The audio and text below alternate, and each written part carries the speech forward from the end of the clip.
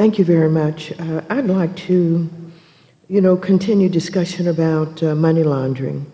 And I'm interested in pursuing information on closing anti-money laundering loopholes for persons involved in real estate closings. And this is, I suppose, a question for Mrs. Riello.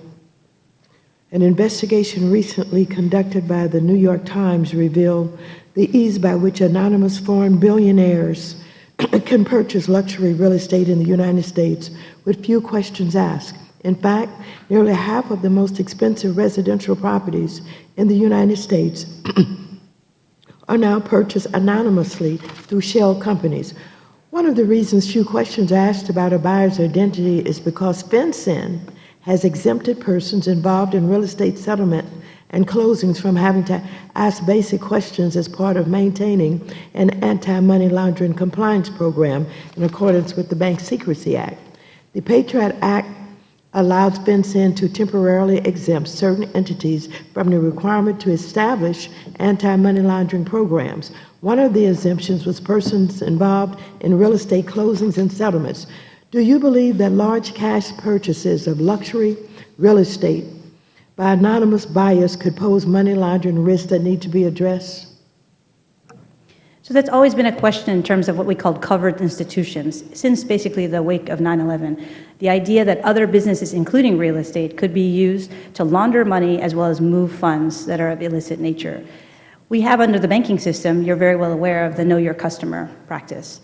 So there have been moves afoot, not just in the United States, but around the world, to actually try to enforce a broadening of the coverage of who would be required to know your customer, and more importantly, taking a look at things such as real estate. I do a lot of work in Mexico, where this is a huge issue of the cartels actually buying at businesses, but more importantly, real estate. And now there is a move afoot there for notary publics who are critical in order to actually transact the purchase or the sale, to actually also be required to do reporting and due diligence on their clients. And it's something that we might be able to consider here in terms of the US as well. A lot of the flows of the money, particularly in real estate here in the US by foreigners, is also suspect of tax evasion of their home jurisdictions, which is something that we should also be concerned about, particularly if that money is coming from corrupt governments abroad who are coming to seek financial safe haven within the United States markets. Several years ago, I became interested in money laundering because we discovered that one of our national banks had purchased a lot of the small banks in Mexico that were known to launder drug money. And so in taking a look at that, we discovered that our banks were not following any Know Your Customer policy. I don't even think they had a registration on hand for one of the officials at that time. I think it was the brother of one of the presidents of Mexico, who had large sums of money in this bank. And of course, the same thing was true with the Abachi brothers from Nigeria, who had all of their money in our banks. And while, of course, I'm interested in this real estate aspect of it, you did mention, you brought up, know your customer problems with our banks.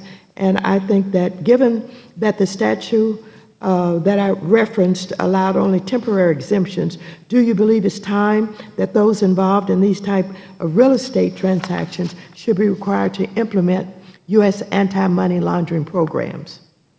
Yes, and that's actually what we're trying to take a look at now.